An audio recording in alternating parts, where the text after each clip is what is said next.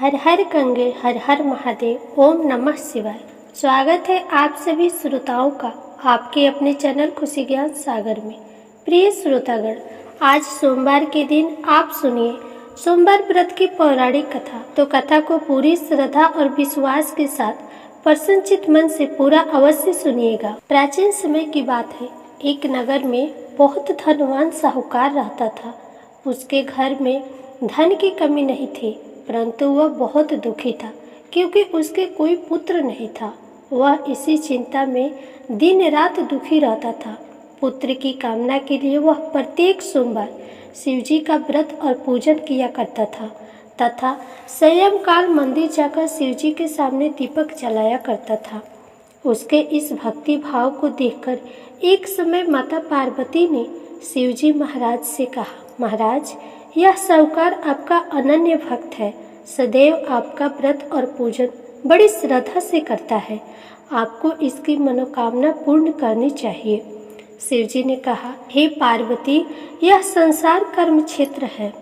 किसान खेत में जैसा बीज बोता है वैसे ही फसल काटता है, उसी तरह मनुष्य इस संसार में जैसा कर्म करते हैं वैसा ही फल भोगते हैं। माता पार्वती ने अत्यंत आग्रह से कहा, महाराज, अब यह आपका अनन्य भक्त है और अगर इसको किसी प्रकार का दुख है तो उसे आपको अवश्य दूर करनी चाहिए। आप तो सदैव अपने भक्तों पर दयालु होते हैं और उनके दुखों को दूर करते हैं। यदि आप ऐसा नहीं करेंगे तो मनुष्य आपका पूजन तथा व्रत क्यों करेंगे। माता पार्वती का ऐसा आग्रह देख शिवजी कहने लगे, हे पार्वती, इसके कोई पुत्र नहीं है, इसी चिंता में यह अति दुखी रहता है।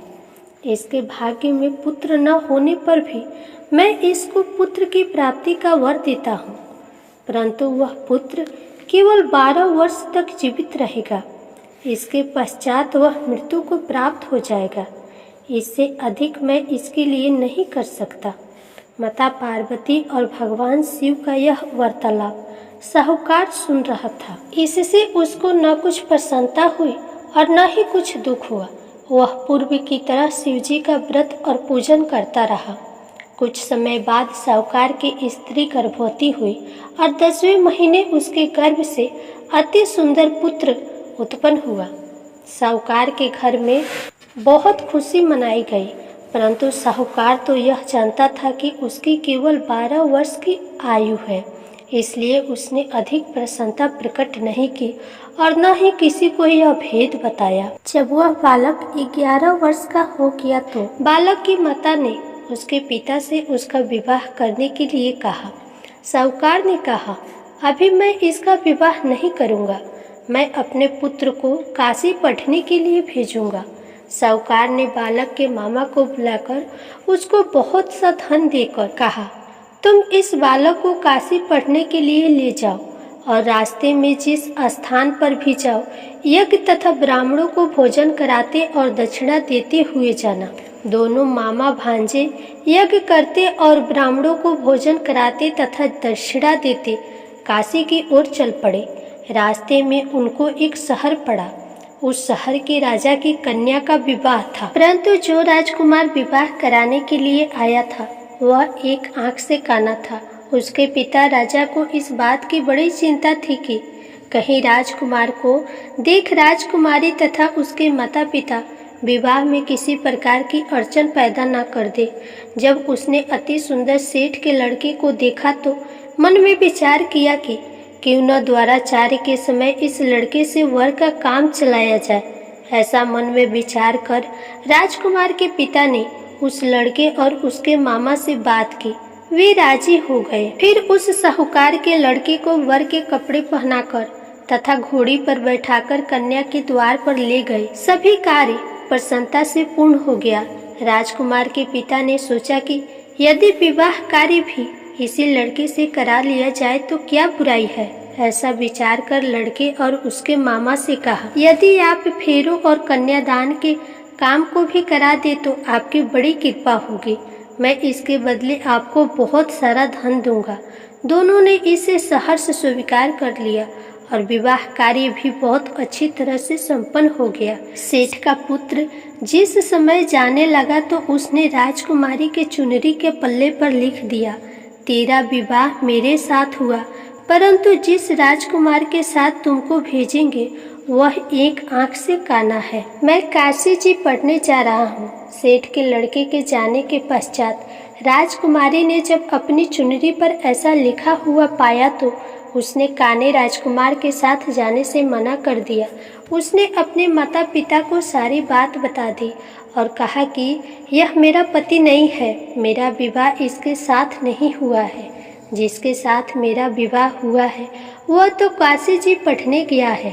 राजकुमारी के माता पिता ने अपनी कन्या को विदा नहीं किया और बारात वापस चली गई। उधर सेठ का लड़का और उसका मामा काशी जी पहुंच गए। वहां जाकर उन्होंने यज्ञ करना और लड़के ने पढ़ना शुरू कर दिया। जिस दिन लड़के की आयु 12 साल की हुई उस दिन उन्होंने यज्ञ रचा रखा था। लड़के ने अपने मामा से कहा, मामा जी आज मेरी तबीयत कुछ ठीक नहीं है। मामा ने कहा, अंदर जाकर सो जाओ। लड़का अंदर जाकर सो गया और थोड़ी देर में उसके प्राण निकल गए। जब उसके मामा ने आकर देखा कि उसका भांजा मृत पड़ा है तो उसको बड़ा दुख हुआ। उसने सोचा कि अगर मैं अभी रोना पीटना मचा दूंगा तो यज्ञ का कार्य अधूरा रह जाएगा। अतः उसने जल्दी से यज्ञ का कार्य समाप्त कर ब्राह्मणों के जाने के बाद रोना पीटना शुरू कर दिया। संजोगवश उसी समय शिव पार्वती उधर से जा रहे थे। जब उन्होंने जोर जोर से रोने की आवाज सुनी तो पार्वती कहने लगी, महाराज कोई दुखिया रो रहा है, इसके कष्ट को दूर कीजिए। जब शिव पार्वती वहां पहुंचे तो उन्होंने पाया कि वहां एक लड़का मृत पड़ा था। माता पार्वती कहने लगी, महाराज यह तो उसी सेठ का लड़का है जो आपके वरदान से उत्पन्न हुआ था। शिवजी ने कहा, हे पार्वती इसकी आयु इतनी ही थी, वह यह भोग चुका। तब पार्वती जी ने कहा, हे महाराज इस बालक को और आयु दो, नहीं तो इसके माता पिता तड़प तड़प कर मर जाएंगे। माता पार्वती के बार बार आग्रह करने पर शिवजी ने उसको जीवन का वरदान दिया। शिवजी की कृपा से वह लड़का जीवित हो गया। शिवजी और पार्वती कैलाश पर्वत पर चले गए। शिक्षा पूर्ण होने पर वह लड़का और उसका मामा उसी प्रकार यज्ञ करते, ब्राह्मणों को भोजन कराते और दक्षिणा देते अपने घर की ओर चल पड़े। रास्ते में उसी शहर में आए जहां उस लड़के का वहां की राजकुमारी से विवाह हुआ था। वहां आकर उन्होंने यज्ञ आरंभ कर दिया।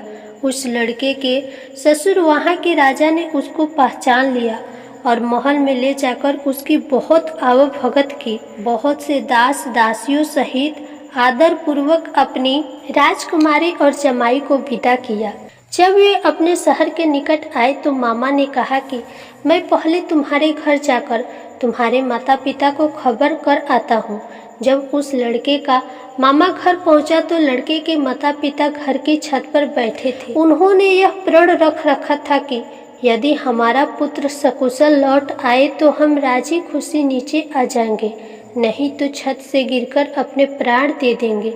उस लड़के के मामा ने आकर जब यह समाचार दिया कि आपका पुत्र आ गया है तब उनको विश्वास नहीं हुआ। तब उसके मामा ने शपथ पूर्वक कहा कि आपका पुत्र अपनी पत्नी तथा बहुत सारा धन साथ लेकर आया है। तो सेठ प्रसन्नता से भर उठा। सेठ सेठानी आनंद पूर्वक नीचे आए। बाहर आकर उन्होंने अपने पुत्र तथा उसकी पत्नी का भरपूर स्वागत किया। सभी बड़ी प्रसन्नता के साथ रहने लगे। जो कोई सोमवार के व्रत को धारण करता है अथवा इस कथा को पढ़ता या सुनता है उसके सब दुख दूर होकर उसकी समस्त मनोकामनाएं पूर्ण होती है तथा इस लोक में नाना प्रकार के सुख भोग कर अंत में सदाशिव के लोक को प्राप्त करते हैं। प्रिय श्रोताओं, आशा करती हूँ आपको यह कथा अच्छी लगी होगी। वीडियो पसंद आई हो तो चैनल को सब्सक्राइब करके वीडियो को लाइक करके कमेंट बॉक्स में हर हर महादेव अवश्य लिखिएगा।